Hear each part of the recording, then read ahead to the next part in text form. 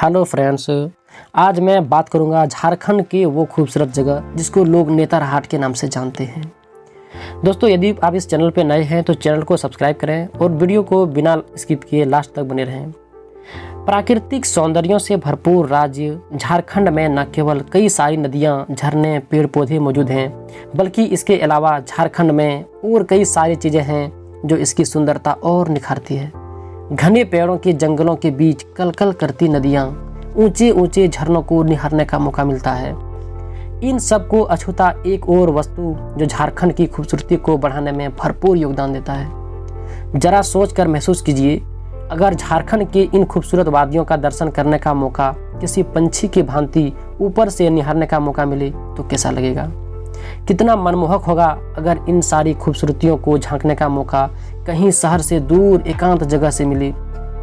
मानो मन उत्साह से गदगद हो जाएगा। झारखंड के इन खूबसूरती से भरे जगहों को निहारने का सबसे अनुकूल जगह कोई और नहीं बल्कि कोई हिल स्टेशन में ही मिल सकता है। तो चलिए उसी उत्सुकता को जानने के लिए झारखंड के वो जगह जिसको नेतरहाट कहते हैं, जो शहर से दूर हटके स्थित बिल्कुल ही एकांत वातावरण में मौजूद है। नेतरहाट हिल स्टेशन झारखंड की राजधानी रांची से करीब 150 किलोमीटर की दूरी पर लातेहार जिला में स्थित है। झारखंड के चुनिंदा हिल स्टेशनों में से नेतरहाट को छोटा नागपुर का मल्लिका के नाम से भी जाना जाता है। यह झारखंड के सबसे ठंडे इलाकों में से एक है, इसलिए इसे कोल्डेस्ट प्लेस ऑफ झारखंड के लिस्ट में टॉप में रखा जाता है।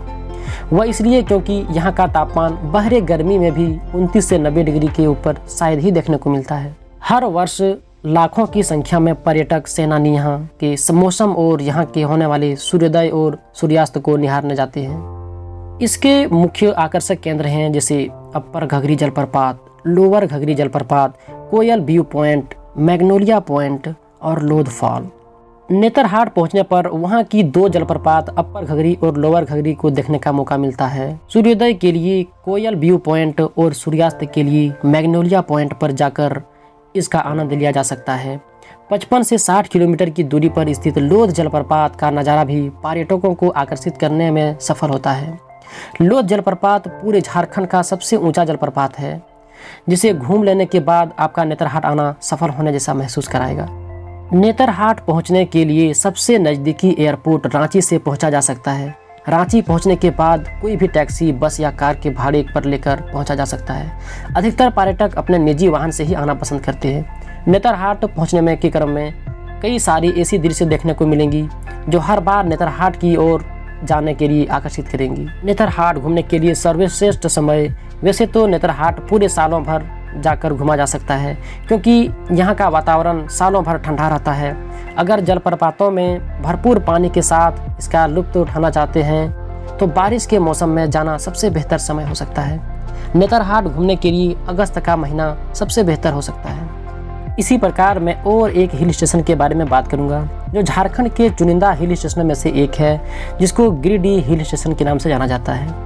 यह इसलिए खास है क्योंकि यहाँ से हमें झारखंड के सबसे ऊंचे पर्वत को निहारने का मौका मिलता है। इसके साथ साथ झारखंड के इस हिल स्टेशन में अधिकतर महुआ, पलाश, सखुआ आदि सिमुल के पेड़ भरे मिलेंगे। इसका मुख्य आकर्षक केंद्र हैं जैसे पारसनाथ पहाड़, उफरी जलप्रपात, मधुबन, जैन संग्रहालय, झारखंडी धाम और खंडोली पार्क।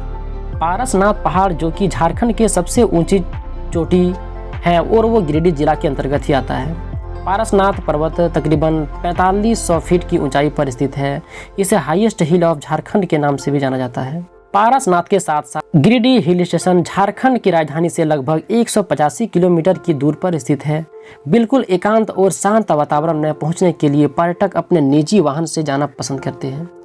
यहाँ सड़क मार्ग के साथ साथ रेल मार्ग एवं हवाई मार्ग से भी पहुँचा जा सकता है, लेकिन हवाई मार्ग से केवल रांची तक पहुँचा जा सकता है।